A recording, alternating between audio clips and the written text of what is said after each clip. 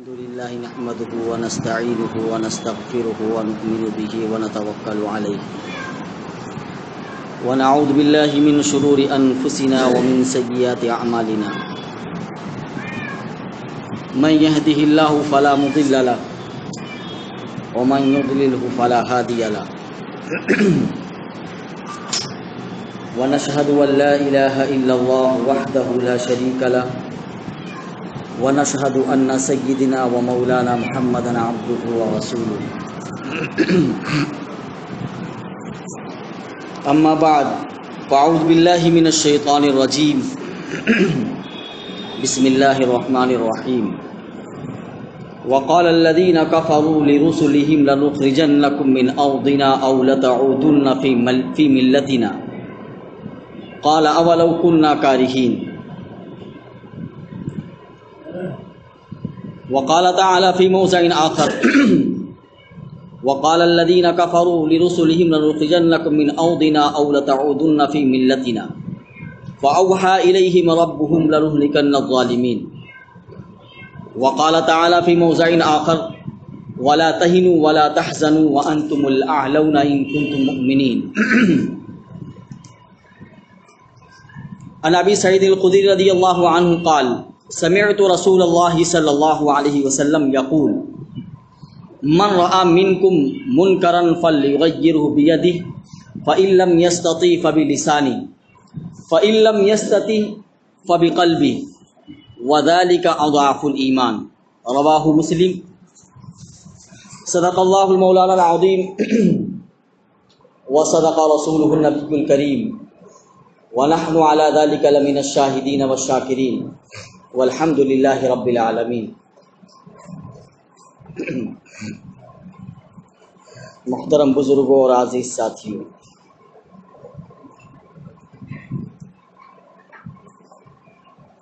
سمجھ میں نہیں آ رہا ہے ملک کے حالات کو دیکھ کر بات میں آپ کو کس طریقے سے سمجھاؤں۔ ہمارا ملک جو سیکولرزم اور جمہوریت والا ملک ہے، اس ملک کے حالات اتنے نازک ہوتے جا رہے ہیں اور لوگوں میں خوف و ہراس، نفرت، تعصب، دشمنی، عداوت اتنی پھیل رہی ہے کہ سمجھ میں نہیں آتا ہے کہ ملک کس سمت میں جائے گا۔ مسلمانوں کے اوپر ایک سے ایک قانون لا کر مسلمانوں کو ظلم و ستم کی چکی میں پیسا جا رہا ہے۔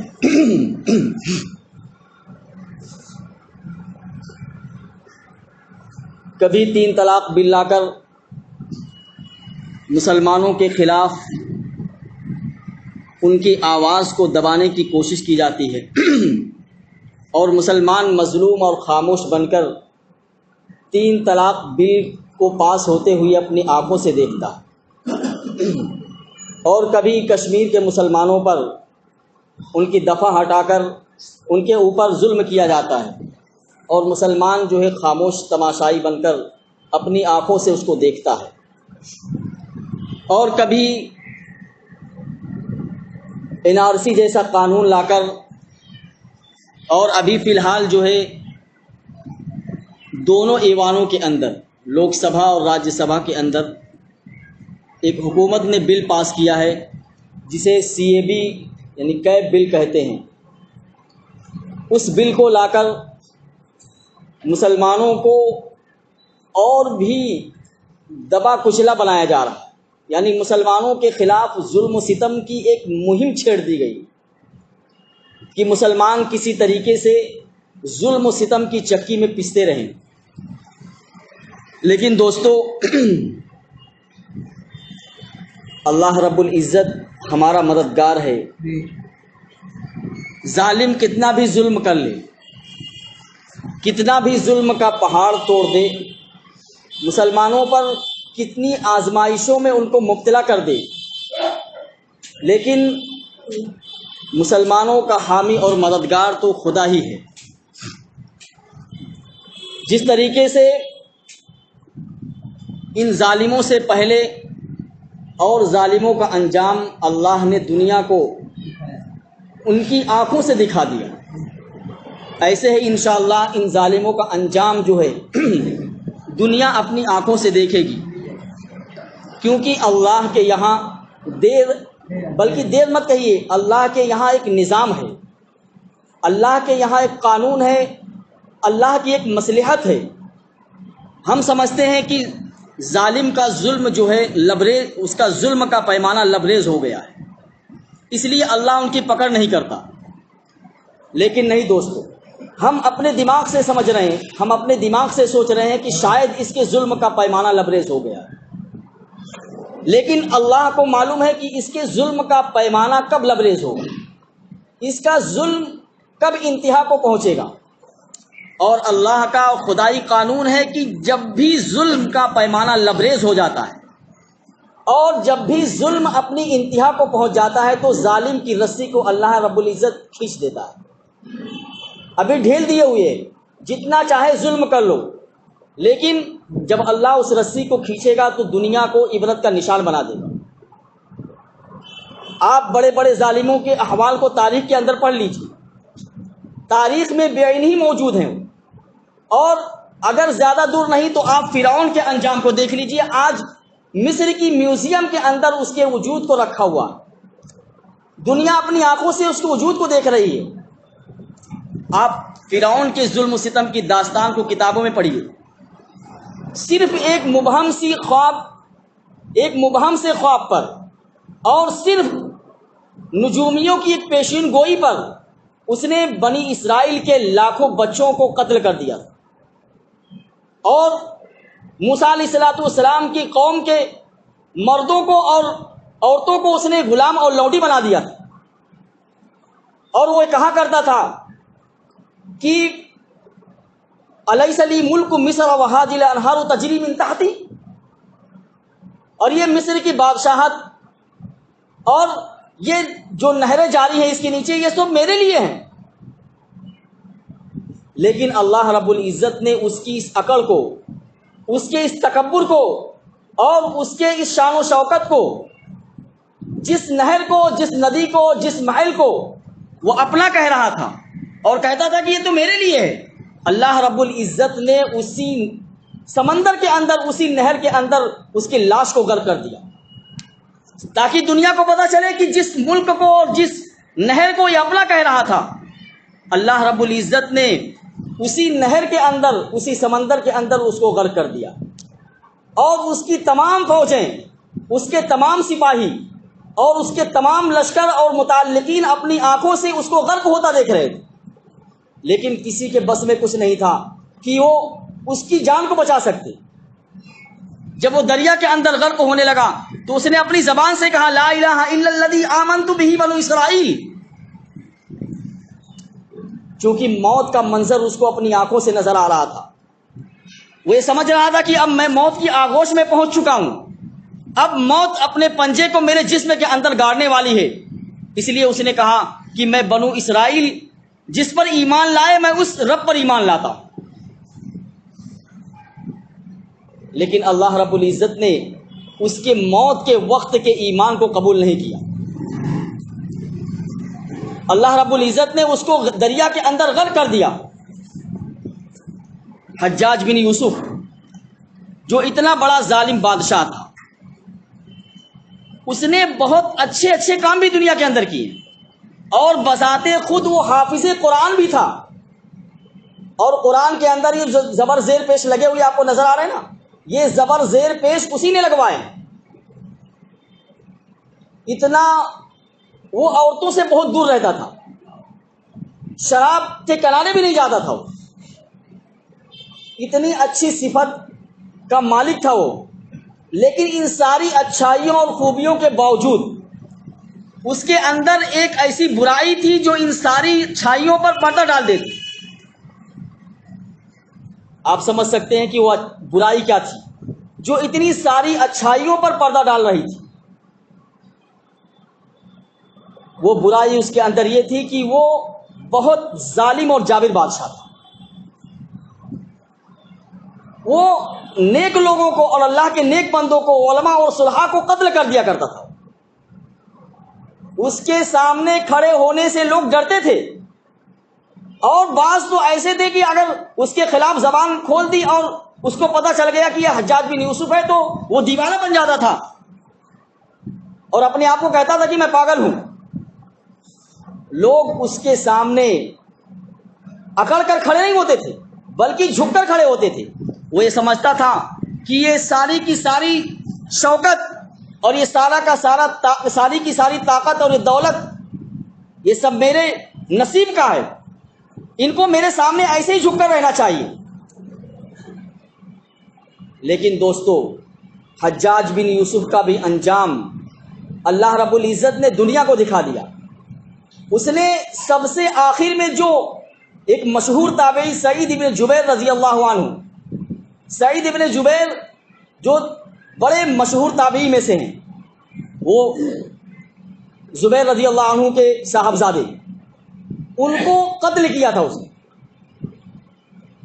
قتل کرنے کے بعد اس کے اندر ایسی بے چینی پیدا ہو گئی تھی کہ وہ جب بھی سوتا تھا تو اس کی آنکھوں کے اندر خواب میں جو ہے سعید ابن جبیر کا چہرہ نظر آ جاتا،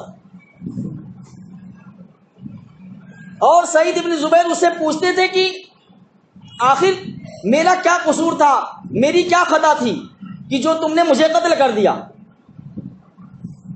لیکن وہ جب بھی اپنی آنکھوں کے سامنے ان تابعی کے چہرے کو دیکھتا تھا تو بے چین ہو جاتا تھا اور کہتا تھا کہ سعید ابن جبیر میں نے کیا کر دیا، مجھے افسوس ہو رہا میں نے تمہارے ساتھ کیا کر دیا۔ اور اس کو ایسی بیماری لاحق ہو گئی کہ ڈاکٹروں نے اس کے علاج سے ہاتھ اٹھا دیا اور کوئی بھی طبیب اس کا علاج کرنے میں کامیاب نہیں ہو سکا۔ اللہ رب العزت نے اس کے جسم کے اندر ایسی بیماری پیدا کر دی جس کو زمہریر کہتے ہیں۔ زمہریر ایسی بیماری تھی کہ اس کے دل کے اندر ایک سردی کی ٹھنڈک اٹھتی تھی اور وہ ٹھنڈک جو ہے پورے بدن پر پھیل جاتی تھی۔ یہاں دل سے ایک ٹھنڈک اٹھتی سردی کی اور پورے جسم کے اندر پھیل جاتی تھی، اور اس کو آگ کے تندور کے پاس اور آگ جلا کر لکڑیاں رکھ کر اس کے پاس لے جایا جاتا تاکہ اس کے جسم کی ٹھنڈی کم ہو۔ یہاں تک کہ لکھتے ہیں کہ اس آگ کی تپش کی وجہ سے اس کے بدن کی چمڑی جو ہے جل جاتی تھی، لیکن اس کی ٹھنڈک کم ہونے کا نام نہیں لیتی تھی۔ ایک طبیب اس کو پتہ چل گیا کہ اس کے پیٹ کے اندر سرطان ہے، کوئی کینسر ہے۔ اس نے گوشت کا ٹکڑا ایک لیا اور دھاگے میں باندھ کر اس کے حلق کے اندر ڈال دیا۔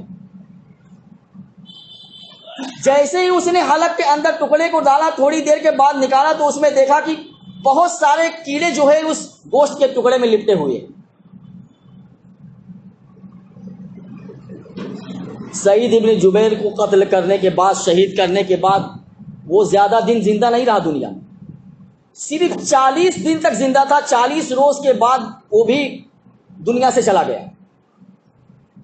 لیکن دوستو، دونوں کی موت میں بہت زمین و آسمان کا فرق ہے۔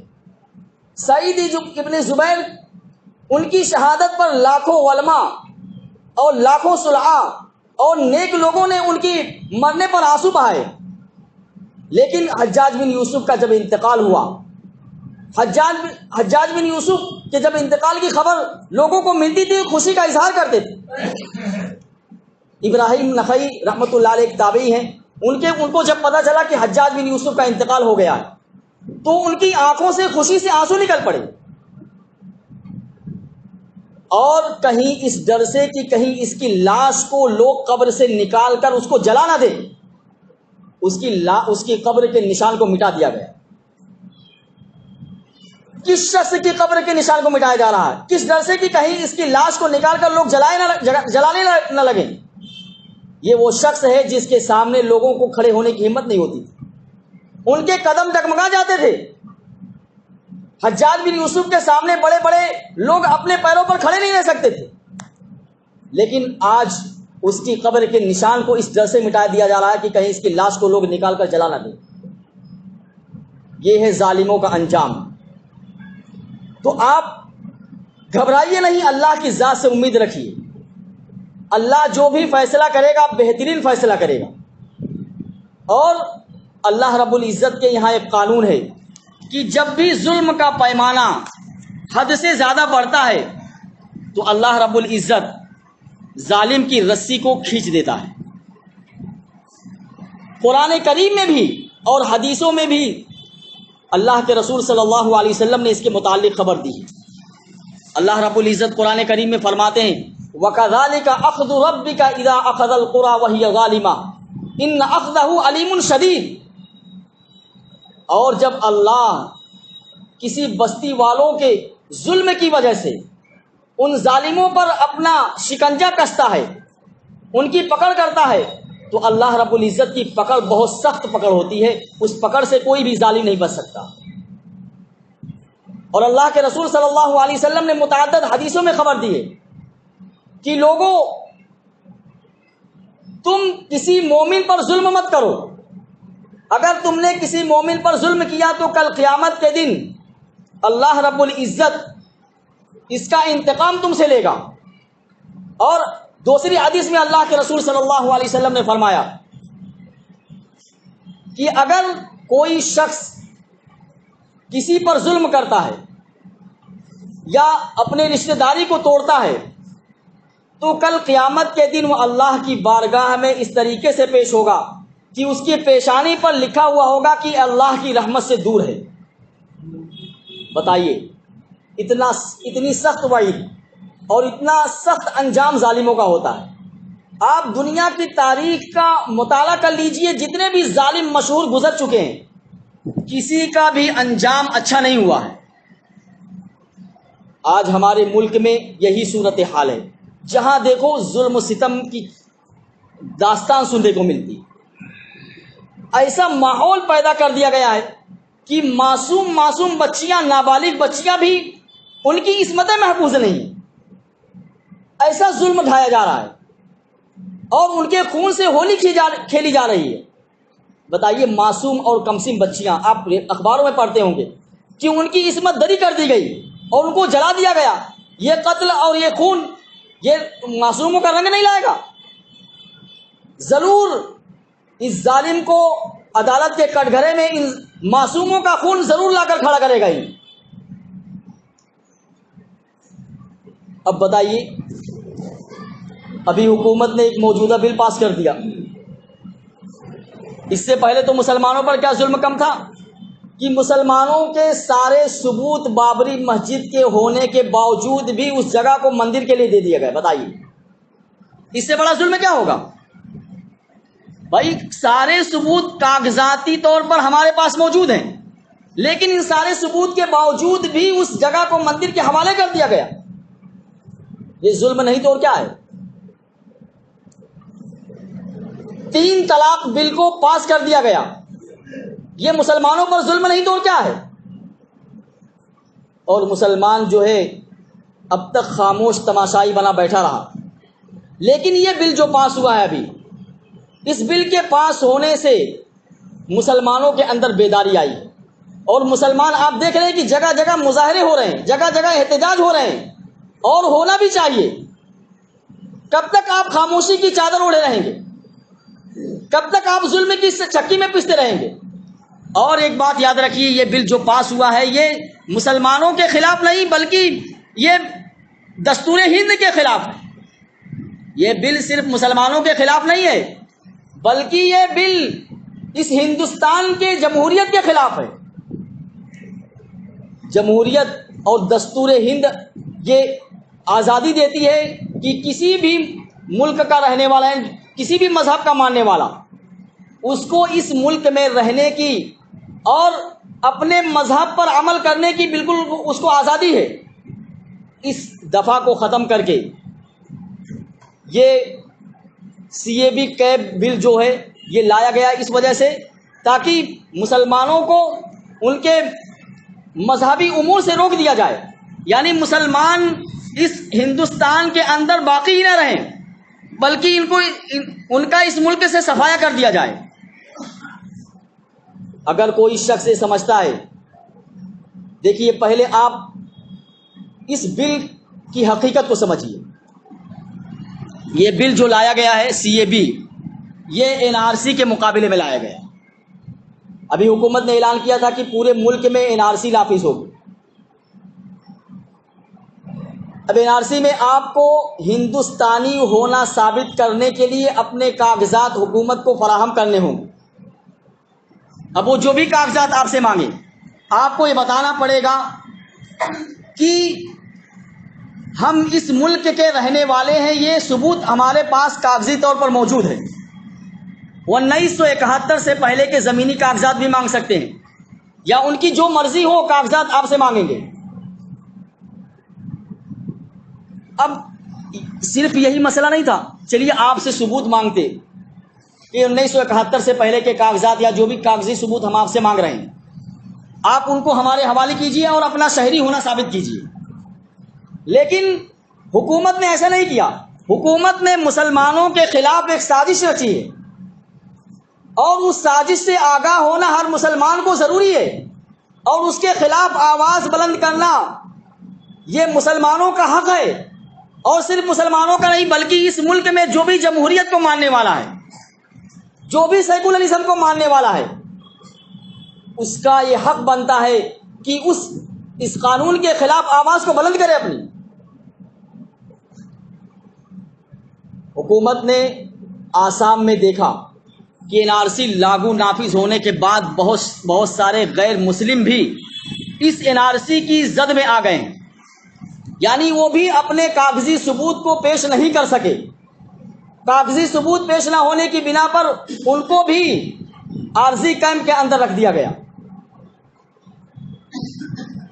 جب یہاں NRC نافذ کرنے کی بات ہوئی تو وزیر داخلہ نے ایک بیان دیا۔ آپ بیان سن سکتے ہیں، یوٹیوب پر بھی موجود ہے، اور دوسرے آپ کسی بھی چینل پر جائیں گے تو اس وزیر داخلہ کا بیان آپ اپنی آنکھوں سے دیکھ سکتے ہیں اور سن بھی سکتے ہیں۔ انہوں نے بیان دیا کہ اس ملک میں رہنے والے کسی بھی ہندو کو NRC کا قانون نافذ ہونے کے بعد گھبرانے کی ضرورت نہیں ہے۔ کیا کہا؟ کسی بھی ہندو کو NRC قانون نافذ ہونے کے بعد گھبرانے کی ضرورت نہیں ہے، کیونکہ ہم NRC سے پہلے ایک سٹیزن شپ یعنی CAB کیپ جس کو بولتے ہیں، وہ بل ہم لانے والے ہیں، جس کے تحت اس ملک میں رہنے والے غیر مسلموں کو شہریت کا درجہ حاصل ہو جائے گا۔ مطلب یہ ہے کہ اس بل کے ذریعے سے جو بھی اس ملک میں غیر مسلم ہے، اگر ان کے پاس NRC میں جمع کرنے کے لیے کاغذی ثبوت نہیں ہے، اور یہ ثابت نہیں کر سکتے ہیں وہ کہ ہمارے پاس اس ملک میں رہنے کے کاغذی ثبوت یہ ہم اس ملک کے شہری ہیں، تو ان کو گھبرانے کی ضرورت نہیں ہے۔ وہ ہم یہ بل لے کر آئیں گے، جب یہ بل پاس ہو جائے گا تو اس بل کے ذریعے سے ان کو اس ملک کی شہریت دے دی جائے گی، باقی مسلمانوں کو نہیں دی جائے گی۔ بتائیے یہ مذہب کے نام پر تفریق ہے کہ نہیں؟ یہ تو مذہب کے نام پر منافرت پھیلائی جا رہی ہے، نفرت پھیلائی جا رہی ہے، تفریق پھیلائی جا رہی ہے۔ مسلمانوں کا کیا ظلم ہے؟ اور صرف یہی نہیں، انہوں نے کہا کہ بنگلہ دیش، افغانستان، پاکستان، ان ممالک سے جو بھی غیر مسلم آنے والے ہیں، ہم ان کو اس بل کے تحت ہندوستانی شہریت دے دیں گے، اور کوئی مسلم آئے گا تو اس کو نہیں دیں گے۔ اب اس کا مطلب یہ مت سمجھیے، اس کا مطلب یہ ہے کہ چاہے وہ فارنر یعنی غیر ملک سے آنے والا غیر مسلم ہی کیوں نہ ہو، اگر اس کے پاس کاغذی ثبوت نہیں ہے، یا اس ملک میں رہنے والا کوئی غیر مسلم اس کے پاس کاغذی ثبوت نہیں ہے، تو وہ بھی غیر ملکی کہلائے گا۔ سمجھ رہے ہیں میری بات آپ؟ یعنی وہ اس کے کہنے کا مطلب یہ ہے کہ اگرچہ اس ملک کا غیر مسلم باشندہ ہے، لیکن اگر اس کے پاس کاغذی ثبوت نہیں ہے تو اس کو ہم غیر ملکی قرار دیں گے، اور مسلمان اگر اس کے پاس کاغذی ثبوت نہیں ہے وہ بھی غیر ملکی رہے گا، اگرچہ وہ اس ہندوستان میں رہ رہا ہے۔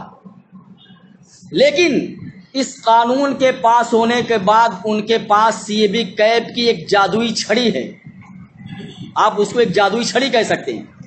اس جادوئی چھڑی کے ذریعے سے اس ملک میں رہنے والے غیر مسلم جس کے پاس کاغذی ثبوت نہیں ہے، اس جادوئی چھڑی کے ذریعے سے اس کو شہریت مل جائے گی، اور مسلمان اس ملک میں رہنے کے باوجود بھی اس کو غیر ملکی قرار دیا جائے گا۔ بتائیے کتنی بڑی سازش ہے۔ اور جو لوگ یہ سمجھتے ہیں کہ CAB کیب، CAB یا CAA یہ الگ ہے اور NRC الگ ہے، نہیں دوستو، یہ ایک دوسرے سے الگ نہیں ہو سکتے۔ غیر مسلموں کے تحفظ کے لیے ہی CAB کیب یعنی یہ بل پاس کیا گیا ہے۔ آپ اس پر غور کریں۔ لوگ یہ کہہ رہے ہیں کہ یہ دونوں الگ الگ ہیں، نہیں، دونوں الگ ہو ہی نہیں سکتے، دونوں ایک دوسرے کے ساتھ ملے ہوئے ہیں۔ جیسے میں نے کہا نا کہ اگر آپ اس ملک میں رہ رہے ہیں تو آپ غیر ملکی ہیں اگر آپ کے پاس غیر کاغذی ثبوت نہیں ہے۔ اب سوچ لیجیے آپ کتنے مسلمان ایسے ہیں اگر 1971 سے پہلے کے کاغذی ثبوت آپ سے مانگ لیے جائیں زمین کے، تو بتائیے کتنے مسلمان ہیں، کتنے % مسلمان ہیں جو زمیندار تھے ان کے پاس کاغذی ثبوت ہے؟ آپ خود ہی سوچئے۔ بہت کم مسلم ایسے ہوں گے، وہ تو جاگیردار اور انگریزوں کے دور میں جن کو زمین جو مل گئی تھی وہ ان کے حوالے ہے، لیکن حقیقت میں اگر 1971 سے پہلے کے کاغذات کسی کے پاس دیکھے جائیں تو بہت کم مسلمانوں کے پاس ملیں گے۔ اس لیے دوستو اس کے خلاف آواز بلند کرنا اور اس قانون کو جو پاس ہوا ہے حکومت تک ایک بات پہنچانا ہمارا فریضہ ہے اور ہماری ذمہ داری ہے کہ ہم اپنے اس ملک کے دوسرے بھائیوں کے ساتھ، یا ایسا نہیں ہے کہ صرف مسلمان ہی صرف اس میں ہیں، بلکہ جو بھی سیکولرزم ذہن رکھنے والا غیر مسلم ہے یا جو بھی جمہوریت کو مانتا ہے وہ بھی ہمارے ساتھ کھڑا ہوا ہے۔ وہ بھی یہ سمجھ رہا ہے کہ یہ ابھی تو یہ تلوار جو مسلمانوں پر لٹک رہی ہے، لیکن یہ ایسی دیوار ہے کہ اگر یہ دیوار گر گئی تو پھر بھی اس کے بعد ہم بھی اس کی لپیٹ میں آ جائیں گے۔ اس لیے وہ بھی ہمارا ساتھ دے رہے ہیں، اور مسلمانوں کو چاہیے کہ اپنی آواز جہاں تک ہو سکے حکومت تک پہنچائے۔ لوگ کہہ رہے ہیں احتجاج سے کیا ہو رہا ہے؟ ارے احتجاج سے بہت کچھ ہوتا ہے، احتجاج سے تو حکومت کی نیند اڑ جاتی ہے۔ ابھی آپ دیکھ رہے ہیں نا، یہ موجودہ حکومت جو کبھی بھی پریس کانفرنس نہیں کرتی تھی، کبھی بھی نہیں کرتی تھی، اگر کسی کو میڈیا والوں کو کچھ کہنا ہو تو لکھ کے دے دیا کہ آپ کو یہ بولنا ہے بس، یعنی وہ حکم نامہ جاری کرتی تھی صرف کہ آپ کو یہ بولنا ہے بس، اس کے آگے نہیں بولنا آپ۔ لیکن مسلمانوں کا اور ہمارے ساتھ جو دوسرے غیر مسلم بھائی ہیں ان کے احتجاج کو دیکھ کر حکومت کی رات کی نیند اڑ گئی ہے، اور یہ سوچنے پر مجبور ہے۔ ابھی تک کم سے کم 12-13 کانفرنس بلا چکی ہے وہ، جو ایک پریس کانفرنس نہیں کرتی تھی 12-13 کانفرنس بلانے پر مجبور ہے وہ۔ یہ آپ کے احتجاج کا اثر ہے، یہ آپ کے آواز بلند کرنے کا اثر ہے کہ حکومت اپنی نیند کو بھلا بیٹھی ہے، اور حکومت چین کی نیند نہیں سو رہی ہے، اور بار بار وزیر داخلہ کا بیان مسلمانوں کے لیے آ رہا ہے کہ آپ پریشان مت ہوں۔ یہی بات آپ پہلے بھی کہہ سکتے تھے، لیکن جب انہوں نے دیکھا کہ مسلمان جو ہے اور ان کے ساتھ دوسرے غیر مسلم بھائی بھی ہمارے ساتھ ملے ہوئے ہیں، یہ سارے کے سارے سراپا احتجاج بن گئے ہیں اور اس بل کے خلاف آواز بلند کر رہے ہیں، تو حکومت بھی سوچنے پر مجبور ہے، لیکن ابھی کچھ کہہ نہیں رہی ہے۔ لیکن انشاءاللہ آپ کا احتجاج ضرور رنگ لائے گا۔ آپ مایوس مت ہوں اور اپنے احتجاج کو بلند کرتے رہیں، جہاں کہیں بھی آپ کے قائدین ہوں، آپ نے اکابر کی طرف سے جو ہدایت ملی اس ہدایت پر عمل کرتے ہوئے پرامن طریقے سے آپ احتجاج کریں۔ دیکھیے اسلام جو ہے امن و شانتی کا مذہب ہے، اسلام امن و سلامتی کو چاہتا ہے، اسلام میں نہیں چاہتا کہ دہشت گردی پھیلے۔ آج جو لوگ مسلمانوں کو دہشت گرد کہتے تھے، بھائی جہاں دیکھیے کہ مسلمان دہشت گرد ہیں، آج وہی لوگ مذہب کی بنیاد پر دہشت گردی پھیلا رہے ہیں۔ آپ ان کی تاریخ کی کتابوں میں دیکھ لیجئے، جس کو اپنا عظیم رہنما مانتے ہیں، جس کو اپنا بھگوان مانتے ہیں، جس کو شری رام کہتے ہیں، آپ ان کی تاریخ کی کتابوں میں دیکھ لیجئے کہ ان کے بارے میں لکھا ہوا ہے کہ وہ ایسے انسان تھے جو ظلم کے خلاف سینہ سپر ہو جایا کرتے تھے. وہ ایسے انسان تھے رام جو محبت کو عام کرنا چاہتے تھے, لوگوں کے اندر محبت کو بانٹتے تھے اور ظلم کو برداشت نہیں کرتے تھے. یہی وجہ ہے کہ لکھا ہوا ہے کہ ان کے خلاف جو راکشس راون کھڑا ہوا تھا وہ بڑا ظالم تھا اور رام نے اس راون ظالم کا خاتمہ کیا. اب بتائیے, جو اتنے بڑے اخلاق کا مالک ہو اور جو اتنا عظیم رہنما ہو جس کا تم نام لیتے ہو, آج اسی رام کا نام لے کر تم دہشت گردی پھیلاتے ہو, اس رام کے نام کو بدنام کرتے ہو تم, جس رام کے نام کو دنیا جانتی ہے کہ بہت امن و شانتی سے رہنے والے تھے, لوگوں میں پیار و محبت بانٹنے والے تھے. بتائیے آپ اس رام کے نام کو بدنام کرنے والے ہو یا نہیں؟ آپ اس راون کے نقشے قدم پر چل رہے ہو یا رام کے نقشے قدم پر چل رہے ہو؟ اسی لیے دوستو, آپ مایوس مت ہوں, بالکل مایوسی کی کوئی ضرورت ہی نہیں ہے, بلکہ آپ کا جو حق ہے, جو فریضہ ہے, آپ اس حق کو آپ استعمال کرتے رہیں. لوگ کہتے ہیں کہ احتجاج کی کیا ضرورت ہے؟ ارے بھائی, یہ احتجاج تو سنت نبوی ہے. یہ سڑکوں پر جو احتجاج ہے نا, یہ سنت نبوی سے ثابت ہے. میں آپ کو ثابت کر کے بتا دوں گا. ایک صحابی اللہ کے رسول کی خدمت میں پہنچے اور کہا کہ اللہ کے رسول, میرا پڑوسی جو ہے میرے اوپر بہت ظلم کر رہا, میں کیا کروں؟ جانتے ہیں اللہ کے رسول نے کیا کہا؟ اللہ کے رسول نے کہا, تم اپنے گھر کے سامان کو باہر لے جا کر سڑک پر ڈال دو اور وہیں سڑک پر بیٹھ جاؤ. اپنے گھر کا سارا سامان نکال کر سڑک پر ڈال دو اور سڑک پر جا کر بیٹھ جاؤ, اور جو بھی گزرنے والا ہو ہر ایک سے اس پڑوسی کے ظلم کی داستان بیان کرو. اب وہ صحابی اپنے گھر کا سارا سامان لے کر باہر چلے گئے, اور جو بھی آتا, کیا بات ہے بھائی سامان یہاں کیوں, اور جو بھی آتا ہر ایک سے بولتے تھے میرا پڑوسی بہت ظالم ہے, میرے اوپر بہت ظلم کر رہا. اب جب لوگوں کو یہ بات پتہ چلی کہ واقعتاً اس کا پڑوسی بہت ظالم ہے, تو اس تک وہ بات پہنچائے انہوں نے کہ تمہارا پڑوسی جو ہے سڑک پر بیٹھا ہوا سامان لے کر اور تمہارے بارے میں ایسی ایسی باتیں کہہ رہا. اب اس کی آنکھ کھل گئی, وہ گیا اور فوراً کہا, بھائی چلو میرے گھر کے اندر چلو, میں آج سے تمہارے اوپر کوئی ظلم نہیں کروں گا. بتائیے, ایک اللہ کے رسول نے مصلحت بتائی اور ایک احتجاج کا درجہ بتایا کہ یہ بھی احتجاج کا درجہ ہے. ایسے ہی ہم جو دستوری حق ہے ہمارا, جو آئین ہم کو اجازت دیتا ہے, یہ کوئی شرعی حق نہیں ہے بلکہ یہ دستور اور آئین ہم کو اجازت دیتا ہے کہ اگر کوئی غلط بات ہو تو ہم پرامن طریقے سے احتجاج کے طور پر حکومت تک اس بات کو پہنچائیں. اور دوستو, جیسے میں نے پہلے کہا نا کہ ظالم کو اپنے انجام سے ڈرتے رہنا چاہیے. اگر وہ ظلم کر رہا ہے تو اس کو سوچنا چاہیے کہ میرے پہلے جو ظالم بادشاہ گزر چکے ہیں یا جن ظالموں کا تذکرہ تاریخ کی کتابوں میں ملتا ہے, کہیں وہ حشر میلہ بھی نہ ہو جائے.